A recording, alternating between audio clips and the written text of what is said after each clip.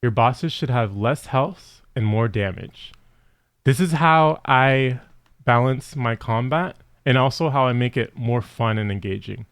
I've been playing D&D for I'm stuck in DM jail. I've been stuck in DM jail for years. I need help. I've been playing D&D for three or more years. I've been DMing for 3 years. I've been playing for longer than that.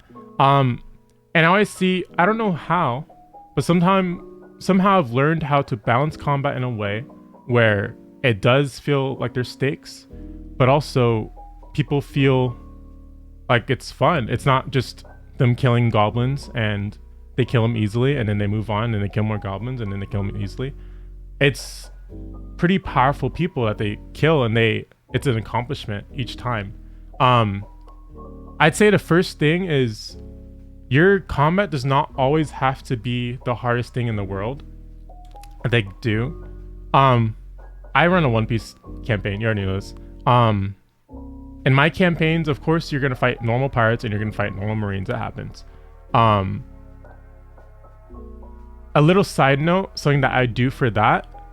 In the beginning, pirates and marines are very powerful. Pirates act like goblins and marines act like wolves.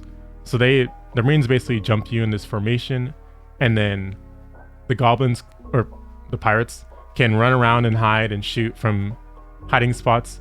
When you're in early D&D, use these weak monsters and play them optimally. They don't have to be the smartest monster in the world, but if their ability is the goblin's nimble escape or whatever it's called for the actual goblin monster, I'm thinking of the actual character, then they should escape. They should run away and hide, and they should do certain tactics to sneak up on you and attack you. And that's a lot more scary if than them just all staying in one block. I feel like what happens most in D&D combat is everyone will stand in one block, they'll face each other, they won't want to move because of opportunity attacks and all of that, and that's it. When you have goblins that can disengage, goblins that can hide, they should hide in the forest, they should run away, shoot their bow with advantage because they're hidden. And on their turns, they have to look for them. One thing I do in my D&D is I'll let them make one free check per turn, because technically rules as written,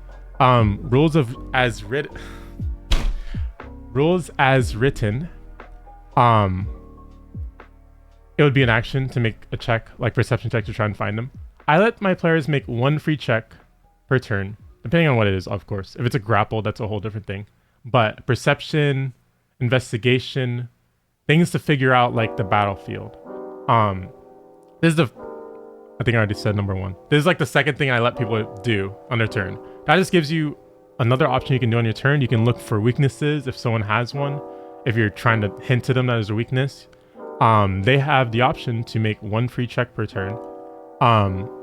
They can use this to try and see if they see the goblin hiding.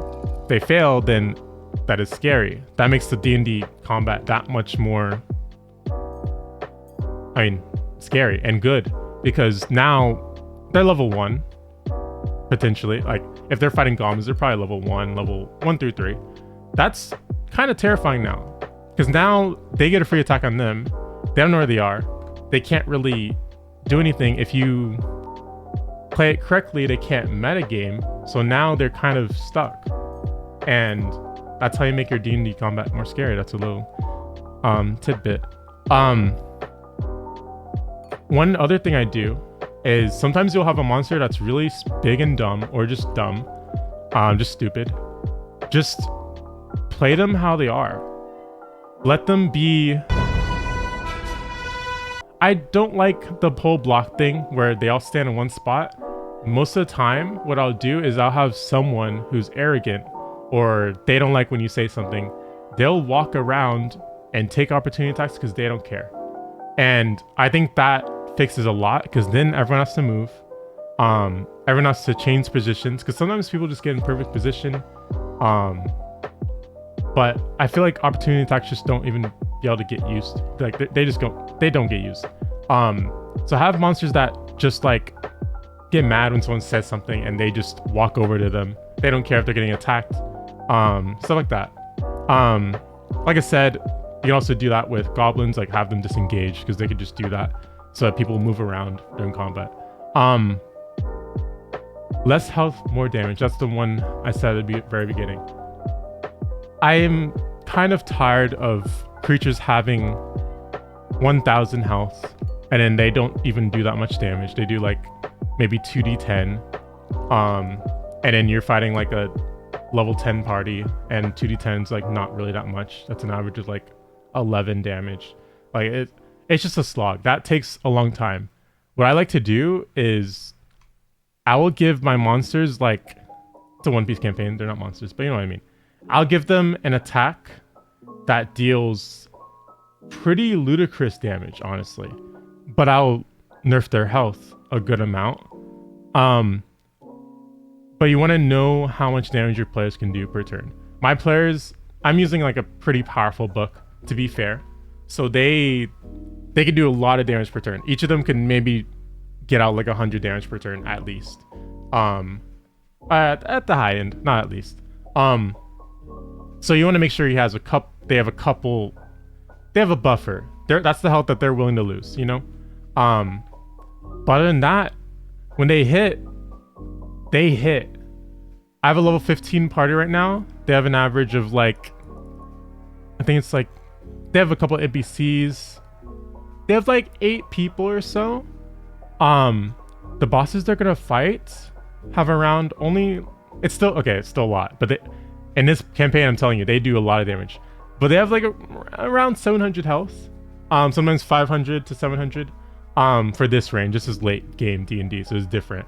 I'd say like earlier game, like level 10 or so, I had creatures that had Heinz the Euphrates from my other video.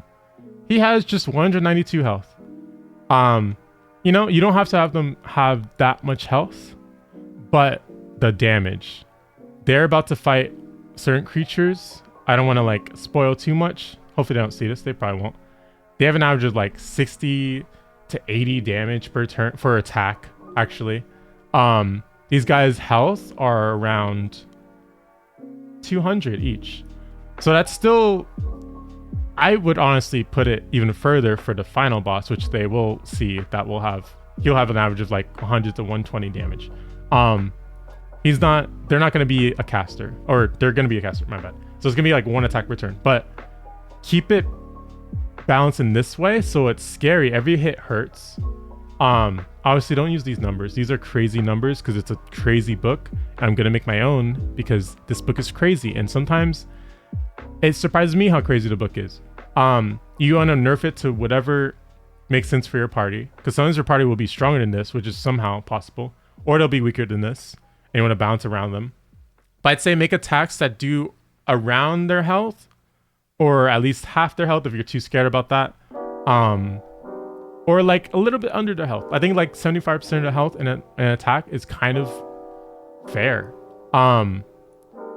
If you want the very big hitters, I'd say early game you want to be careful. Late game they have Revivify, they have all these things to come back, so it's gonna happen. Early game, like level 1 through 5, your average health is like maybe 30 to 40 to 50. Your creature should be doing like at least 50% of their health. I think that's actually a good number, like 30s 20s per attack, and then that's more engaging because now the battle's scary. They're like, okay, wow, I'm gonna die. They feel the fear of death in game, not in real life, hopefully. And it makes the combat more fun for you and the players. And you're honestly hoping you don't crit because you don't want to kill them instantly, but sometimes that has to happen. Sometimes they have to realize, depending on what your campaign is about, they have to realize that the stakes are real, and sometimes players are gonna die. But that's what I do to make my combat more fun. And it's also kind of balanced. I've only had 1 player die, and that was all his fault.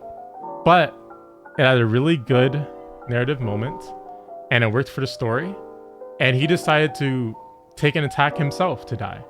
That I did describe that more in another video. I think the min-max video. But yeah, that's the only time someone's died. But using this strategy, they've always had fun with combat, and it's been one of the highlights of my sessions. But yeah, TLDR, make a big health bag of your just a health sack, just like maybe 1,000 to 200 health, but 1,000 to 2,000 health. They should do like 1 damage per turn, and just drag out the combat as long as you can. No, okay. In all seriousness, just lower the health of your monsters, and raise their damage, because I don't like a lot of the monsters and their damage. I feel like it's way too low. I feel like it's just more fun if they just do more damage, especially if they should be doing more damage, depending on your setting. And that's how you make it more fun. I think it's more fun when they're scared for their life.